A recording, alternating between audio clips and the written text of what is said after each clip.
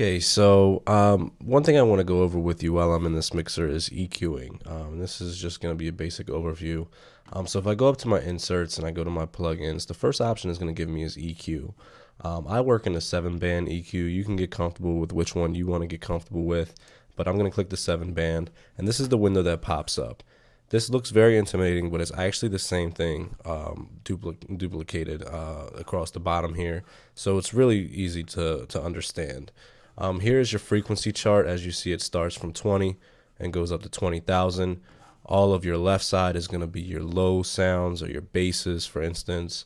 And all of your right side is going to be your higher frequencies, such as whistles or bells. All that stuff is going to be there. So this is where you would visually see what frequencies you are bringing up or bringing down. And so here is again all the knobs. You have presets here. For instance, if we went to vocals, these are just some of the presets that they have in the vocals. And if I clicked one, right, there's changes there that you can kind of see. And if I hit bypass, it just completely gets rid of it. So this is a good way to cycle on and off as I'm listening to a track to see the difference. Or I can just go to default and it'll take me back. These individual knobs, as you see, the colors are associated with these dots. So blue is here on the right hand side, green is there, so on. So if I, for instance, have a really loud, high pitched sound that's just annoying me in my verse, I can actually bring down the levels on just those frequencies. And now this is going to determine my shape here. So if I click this one, looks more like a hill, and this one is more of like a wave. So I'm just going to click my hill, and I can change what's called the Q, which is the frequencies that it actually covers. And I can get really specific here with particular frequencies. And then I can adjust the gain, bring it down, bring it up as I need to. So this is a really great way to, again, just go through and pick out individual frequencies that you don't like, and accentuate or bring them down as you need to.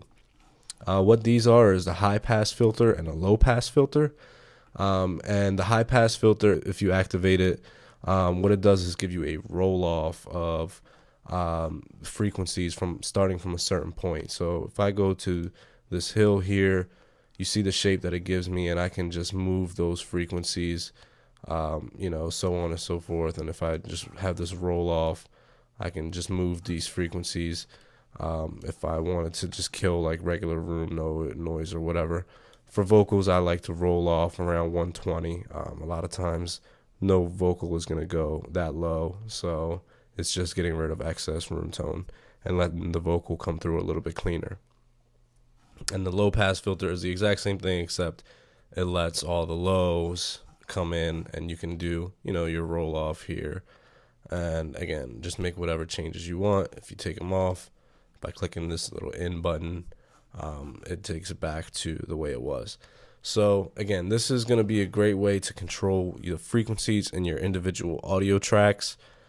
Do not be intimidated. Again, this is the same exact thing as this. It's just different frequencies that you can affect. And if you understand your high pass filter and your low pass filter, this is, again, a great way to just have full control over your individual audio tracks. If I wanted to get rid of my EQ, I just go here and I remove it by clicking no insert, and I'm back to my original track.